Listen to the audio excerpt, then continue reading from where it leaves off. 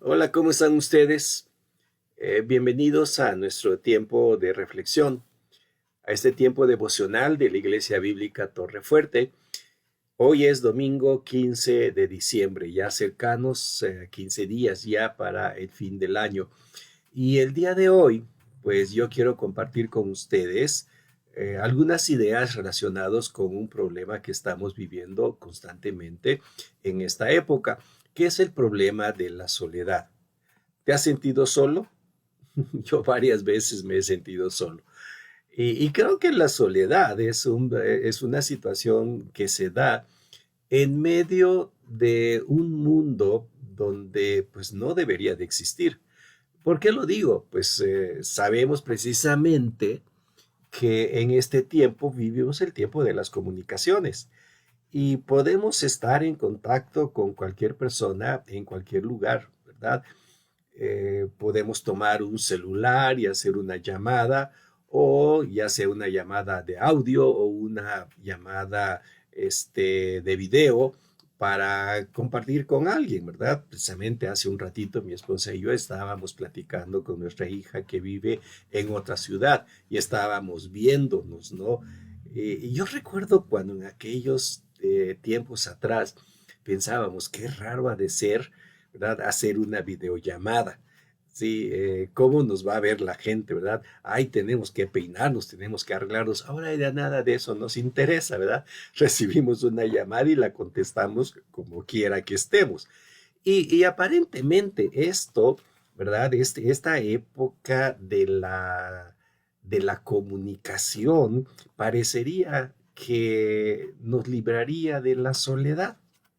Es muy curioso, pero hace unos días también recibí un mensaje de un chico desde Arabia Saudita, ¿verdad? Un chico que se fue a estudiar y de pronto me manda un mensaje, no me pude despedir, pero quería saludarlo y decirle que ya estoy aquí, tengo amigos así y así, me empezó a platicar de su historia. Qué bonito es saber que uno puede comunicarse a cualquier parte del mundo en cualquier momento, pero eso no va a hacernos sentir bien. El hecho de saber que podemos comunicarnos a cualquier parte del mundo no significa que vamos a dejar de estar solos. La soledad es algo que es una experiencia que realmente vivimos y que duele mucho. ¿Por qué? Porque la soledad crea en nosotros un sentido de vulnerabilidad, ¿verdad? Sentimos que cualquier cosa nos puede pasar en cualquier momento. Cuando estamos solos, incluso sentimos que no vamos a poder salir adelante. Pensamos que cualquier cosa nos puede dañar. Eso nos puede llevar incluso a problemas de depresión, ah, porque al estar solos y no tener esa compañía que necesitamos, nos puede hacer pensar que no valemos nada. ¿Sí? Nos devaluamos a nosotros mismos, nuestro autoconcepto cae por los suelos. Así que la depresión es grande, ¿verdad?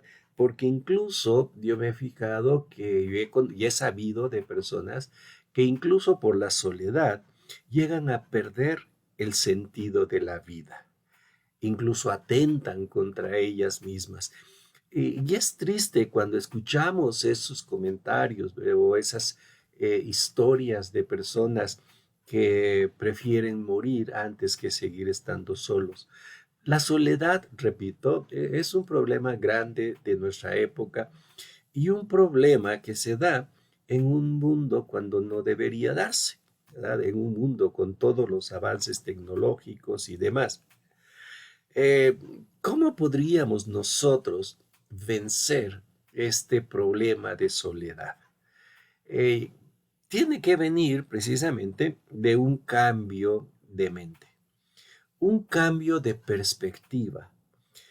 La soledad efectivamente nos puede arrastrar y nos puede llevar incluso, como decía hace un rato, ¿no? A sentirnos vulnerables, deprimidos, sin sentido para vivir. Si nosotros empezamos a hacer esos cambios de mente, nosotros podremos encontrar que sí hay sentido, de que no estamos solos. Y el punto de partida para nosotros como creyentes se da precisamente en el concepto que nosotros manejemos acerca de Dios. El pasaje que yo quiero compartirles ahora es un pasaje que hemos constantemente repetido año tras año y tras año y tras año cuando llegamos a la época de Navidad.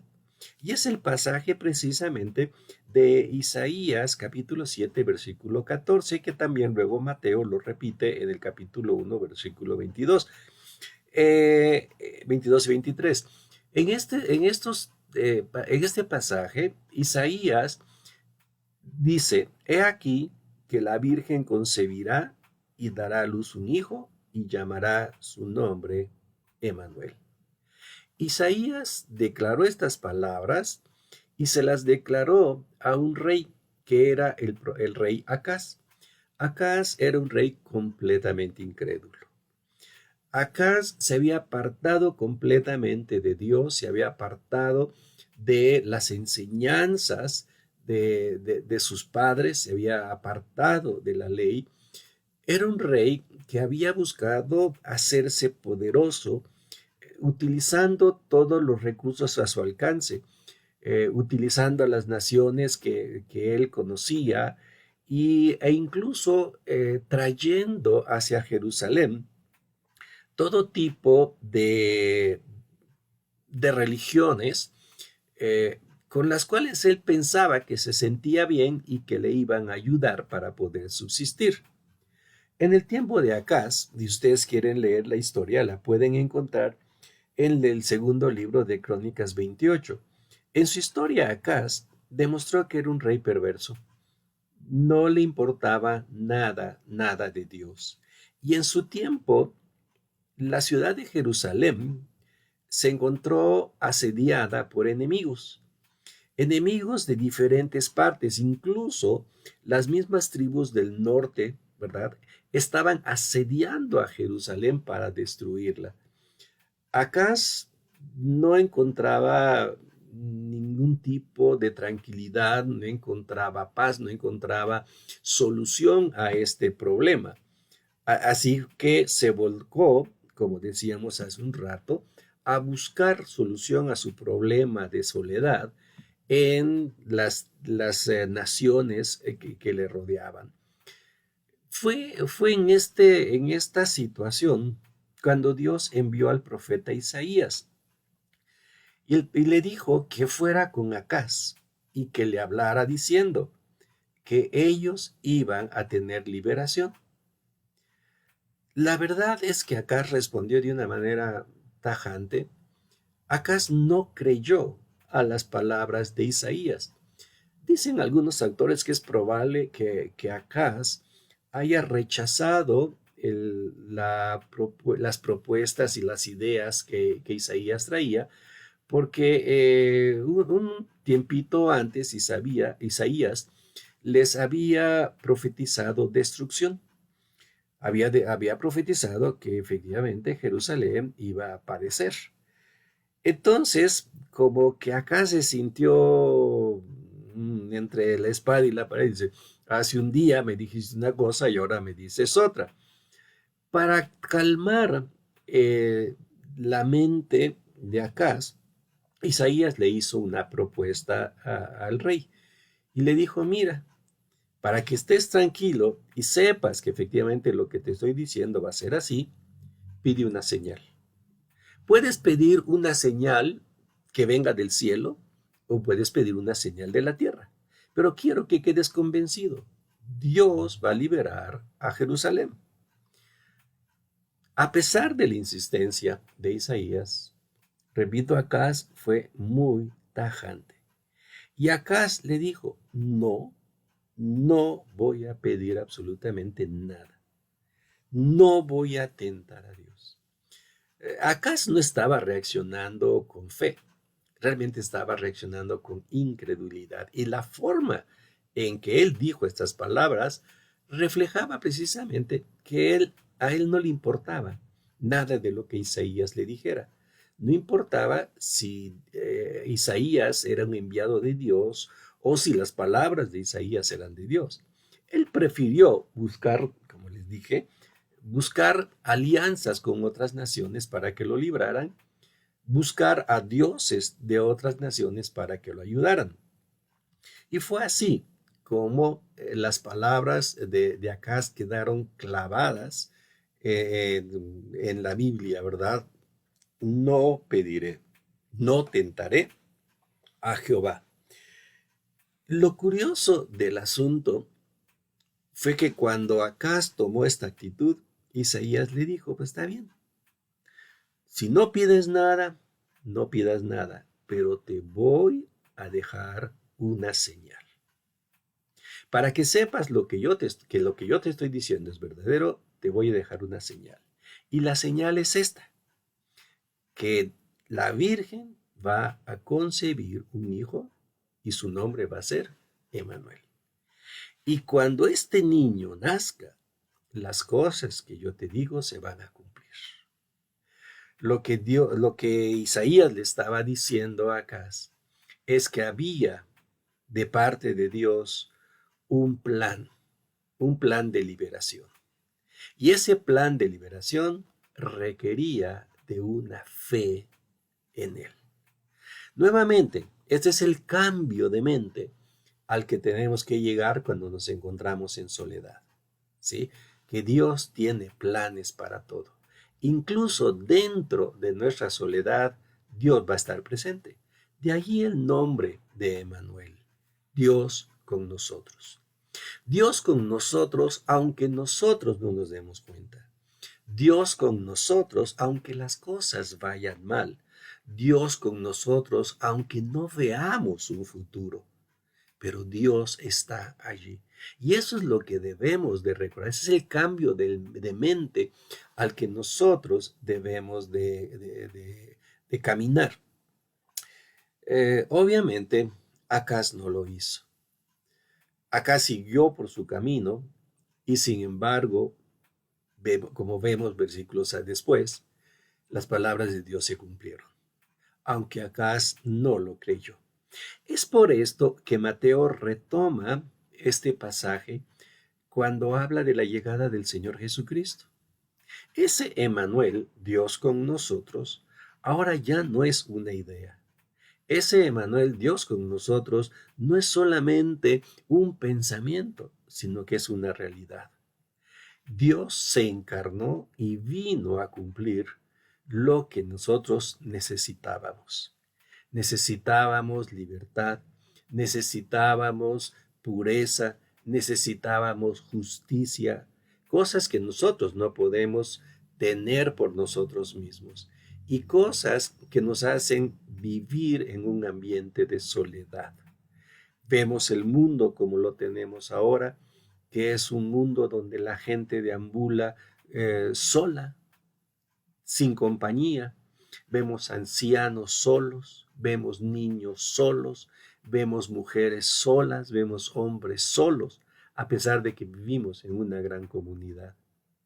Pero en medio de esto, aunque nosotros no nos demos cuenta, Dios está. Dios es Emmanuel, Dios con nosotros. Así fue entonces como Mateo retomó las palabras de Isaías para recordarnos que en Cristo, ese día cuando Cristo nacía, Dios penetraba a la experiencia humana. Dios penetraba a ser parte de la humanidad y a vivir lo que nosotros estábamos viviendo. Por esto es que constantemente, precisamente en esta época de Navidad, nosotros recordamos el pasaje. He aquí la Virgen concebirá y dará a luz un hijo, y llamará su nombre Emmanuel, Dios con nosotros. Cuando pensamos en esta historia de Acaz y de la trascendencia que la historia tuvo, pues tenemos que reflejarnos en ella.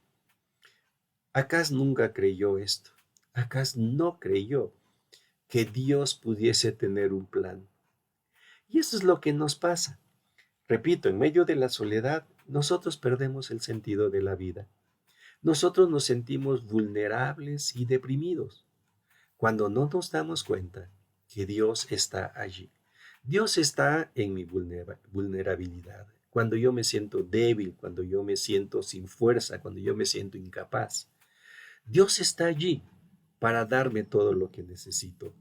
No solamente está ahí para darme fuerza, está para darme sentido en mi vida.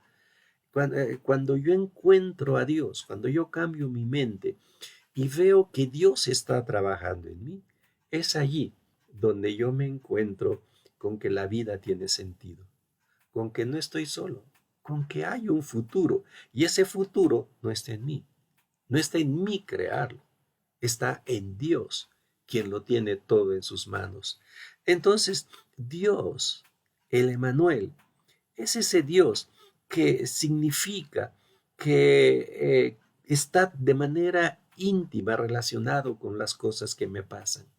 Es ese Dios que está dispuesto a tenderme la mano y que en su momento va a hacer que las cosas cambien. ¿Por qué? Porque Él es el Dios que tiene poder y que tiene dominio sobre toda la creación. Ese Dios Emanuel que creó el cielo, que creó la tierra, que creó el universo y creó todas las cosas, es el Dios que está con nosotros. Lo curioso del asunto es que el apóstol San Pablo también nos dice que ese Dios no solamente está con nosotros, sino que también está en nosotros. Dios Emanuel en nosotros. Y ese es el pensamiento que yo quiero dejarles en este día. Que al celebrar la Navidad, no solamente celebremos la Navidad como cualquier otra Navidad en los años que hemos vivido, sino que desarrollemos un apetito por conocer a este Dios que vino a encarnarse, a este Dios que vino a estar con nosotros, a este Emanuel. Yo les invito para que transformemos nuestra vida en una vida de ambición. Ambición por conocerlo más. Cuando conozcamos más a Dios, vamos a cambiar precisamente nuestra manera de pensar, porque nos vamos a dar cuenta que Dios está con nosotros, estará en nosotros y siempre va a estar acompañándonos. ¿Por qué? Porque Él así lo prometió. Y la señal que para acá fue determinante, para nosotros no es una simple señal, para nosotros es una realidad. Dios está contigo y todo a través del nacimiento del Mesías, ese niño que nació de la Virgen. He aquí la Virgen concebirá y dará a luz un hijo, y será su nombre Emanuel. Jesucristo es nuestro Emanuel y es el que viene a reinar en nuestra vida. Yo espero que este pensamiento, este recordatorio de que Dios está con y en nosotros, sea el pensamiento que domine precisamente esta temporada de Navidad y no solamente la temporada de Navidad, sino el resto de nuestras vidas. Mi deseo nuevamente es que Dios les bendiga ricamente, pero que vayan ustedes llenos del pensamiento de Emanuel, Dios con nosotros, para que nuestra soledad no solamente desaparezca, sino que tenga sentido, el sentido de pertenencia en Dios. Que Dios les bendiga y les llene de cuidados en esa temporada. Bendiciones a todos.